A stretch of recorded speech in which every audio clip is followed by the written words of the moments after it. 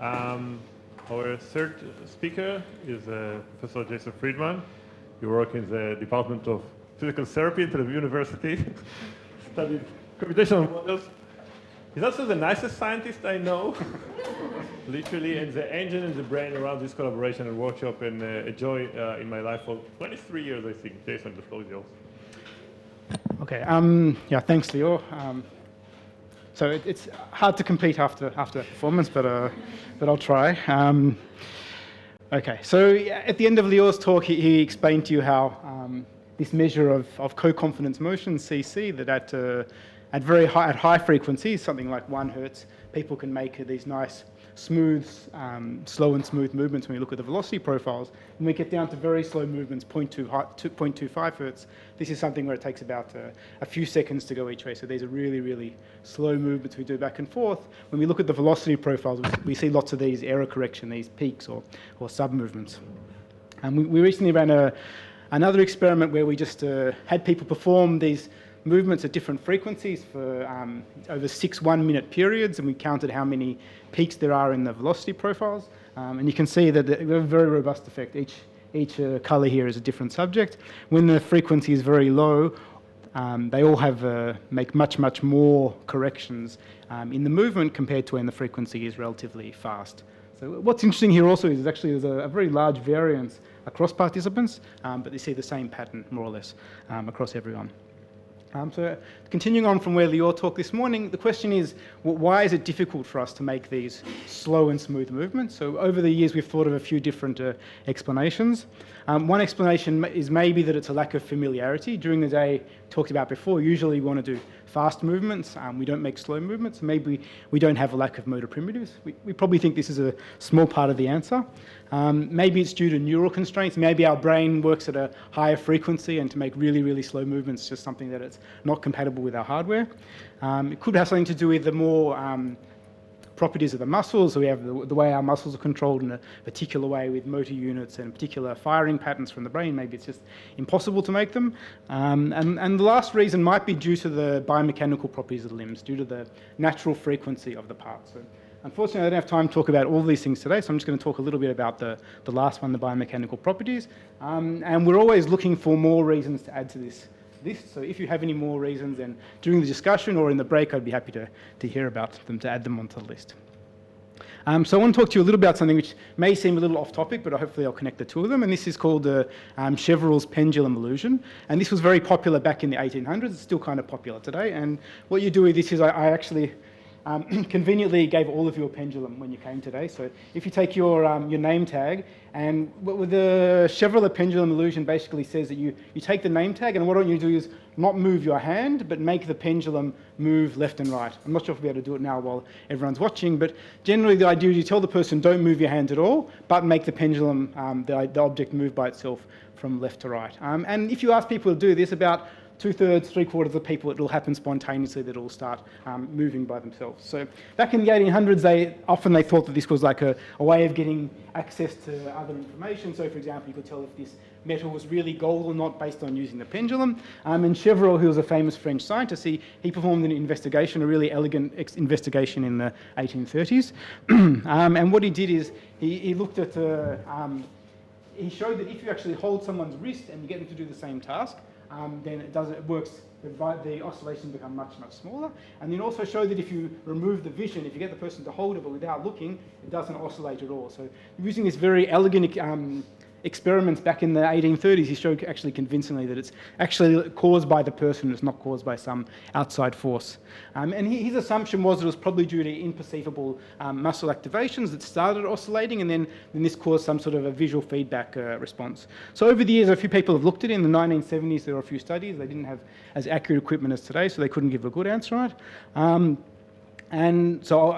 So this is, I'll explain to you now about a study that we performed on this topic. I'll just take a step back and tell you something about pendulums. And every pendulum has a resonant frequency, and the resonant frequency is mostly dependent on its length. So if we have an ideal pendulum means all the weight is in the bottom part, and we have a string with no mass. There's a nice equation for it. So the amount of time that it takes to swing back is just a function of the length. of the pendulum. And g is just how much gravity is, 9.8, and pi is a fixed number as well. So it's actually just dependent on one thing. It doesn't matter how heavy the weight is, and actually doesn't matter where you set it off from. If you set it off from a high place or a low place, more or less, the amount of time that it will take to go back and forth is approximately the same. And this finding is usually credited to Galileo. If this cathedral here is in Pisa, it's next door to the Leaning Tower of Pisa, and so if you there's this big light fitting that's on a giant string, and it swings back and forth. It's probably not the same one that was there in Galileo's time, but there is still a giant light there. And so probably when he was sitting in cathedral, maybe a little bit bored, watching the light swinging back and forth, so he came up with this relationship between pendulum frequency and the properties of the pendulum. And what's interesting with this, and this pendulum also, it's this giant heavy pendulum, and it swings quite a lot in the cathedral. And we know that with pendulums, a very small oscillation at close to the resonant frequency can cause large movements of the pendulum. So if I move the pendulum at the right frequency, then it will move a lot. So in this particular experiment, we had people do the Chevreul pendulum illusion using motion capture equipment. And I'll just skip to the interesting part here. So here we have one subject who succeeded in generating the illusion, and this was another subject who didn't succeed in generating the illusion. This is a graph of the velocity, and so you can see the thumb velocity moving back and forth. So you can see here that it's moving back and forth. Also in the person who succeeded and also the person who didn't succeed, they also move their thumb back and forth quite a bit just because of natural small movements that we make whenever we hold our hand still. And these graphs in the bottom are after a Fourier transform. So this is where we look at what frequencies exist in the data. And you can see that in the subject who was able to make the pendulum move, you can see this little red peak here, this little red peak at approximately 1 hertz, which is the frequency of the pendulum, and this caused this very large movement of the pendulum. Whereas this other participant here who didn't make the pendulum move, you can see there's no peaks in their velocity profile, which means they had lots of random movements, but they were all at different frequencies. So what we found is that whether people were successful was actually strongly dependent on the length of the pendulum. So if it was a 40 centimetre pendulum, 60% of the people were succeeded, but if the pendulum was longer, it was less, and if the pendulum was shorter, which has a higher frequency, people were less successful in performing it.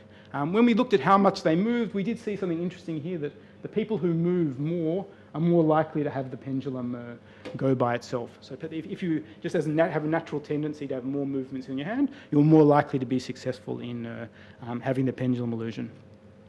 And we wanted to know what part of the body was causing it. So by looking at the motion capture sensors, we saw that actually most of the movement comes from the body, 41%, followed by the shoulder, 29%, and the elbow and wrist much less.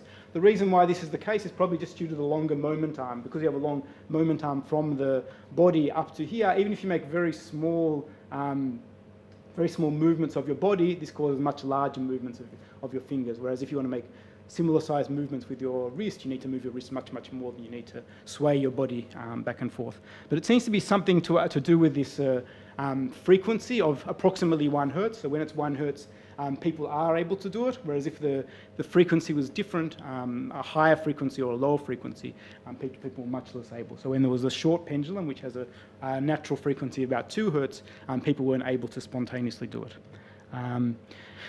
And it's an interesting question here of how do people know to move their hand at 1 hertz. It's something we don't really have a good idea of how they know to do it, whether it is due to visual feedback or whether it's people have some sort of physics model of a pendulum which they're unconsciously using to know to move their hand at this frequency. Still, most people, if you ask them, will deny the fact that they're moving their hand at 1 hertz, even though we can clearly see it in the motion capture signal. So this brings me to the experiment that I really want to talk about, is that similar to pendulums, our limbs also have resonant frequencies. So you can imagine if I take my limb and I just let it rotate, it has also a particular frequency that will rotate.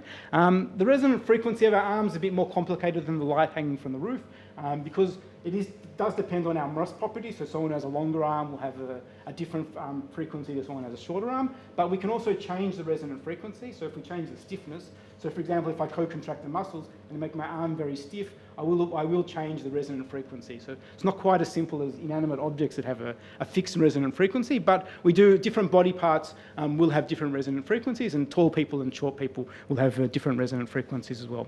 And if we move the limb close to the resonant frequency, it will require less effort. Like with the pendulum, these tiny, tiny movements at the right frequency are enough to cause the pendulum to move. And so something similar is true with our body movements. If we move close to the resonant frequency, we require less effort. There's been a few research studies on this. If you ask people to move their arm back and forth, and you ask them just to move at a rate that you prefer, people will generally choose a rate that's close to the resonant frequency of their arm. When we look at walking, if you look at the frequency of the arm swings, we see that the arm swings are close to either the resonant frequency of the arms, if they're walking relatively slowly, or close to the resonant frequency of the legs if they're walking faster. And we also looked at some studies where we looked at the energetics of walking. We see that if you walk close to the resonant frequency of the legs, then you require reduced metabolic costs. So this maybe is one part of the answer that I said, maybe part of the reason why we're bad at making slow, smooth, or smooth low-frequency movements is the fact that the frequency is far away from the resonant frequency. So to do this, we ran the same mirror game that Lior talked about before, but here we did it with different body parts. So we had the participants either move their finger, move their whole forearm, move their leg from the knee, or they had to move their chest. They were supported, so they were just moving this one body part, and we flipped it around here. Instead of being left and right, we made it up and down to make it more naturally match with the experiment. So this is still an experiment in progress. This is fresh data just from the last week or two. And so this is the data we got here for the number of corrections. I'll just explain these graphs very briefly. They're not quite as nice as I would have liked, so still need some more time. But this is the number of acceleration zero crossings. This is the same as the jitter, how many corrections they make per second. And what you can see is there's a huge difference here. This line down the bottom is the trunk, and then it works actually nicely in order. The top line is the finger, the middle line here is the arm, next one line is the leg, and next to the trunk. So you can see that the amount of corrections they make with the trunk is much, much lower than the amount of corrections they make at the finger. And this is probably because at these very low frequencies, if you imagine the resonant frequency of moving your body is much lower than the resonant frequency of your finger. And actually, when the person was running the experiment, when she asked the subjects about it, they actually said that they much preferred doing the movement with the trunk. It felt much more natural, much more easy for them. Where there's something really uncomfortable about making finger movements that are really slow, and it's really hard for you to control them. The other interesting thing we see from this graph is if you look at the position error, how far off they were from the correct one, we see the position error is actually best for the finger. So people are very accurate with the finger, but they're very noisy. They're making lots of corrections in order to be accurate. Whereas if you look at the error in terms of the velocity, we see that the best performance here is due to the trunk. So it means that they're copying the velocity well, but they're not exactly on the right position. So there may be both of them moving up and down. There's always some small error which is hard to correct, but in terms of the velocity, they're doing a good job. So to conclude, I think this experiment, these preliminary findings, hopefully will stand up when we run a bunch of more subjects. We found that we're unable to make these slow and smooth movements when the movement frequency is far away from the limb resonant frequency. And so when moving a limb with a lower resonant frequency, such as the trunk, we see that participants can make slower, smooth movements. There's still lots of open questions in this field, which I'd be happy to talk about in the discussion and over lunch and in the small group sessions. What are the neural limitations on producing slow movements? What are the muscle property limitations? Are there other examples in other animals that manage to make slow and smooth movements, and why are they able to? What's the difference in cognitive load between slow and fast movements? And I think there was a little bit talked about this in the last talk from Marta and Adara about what's the optimal speed to teach and learn new movements. Is it better to teach? Will someone learn better if you teach them the same movements slow as opposed to teaching them at a faster speed?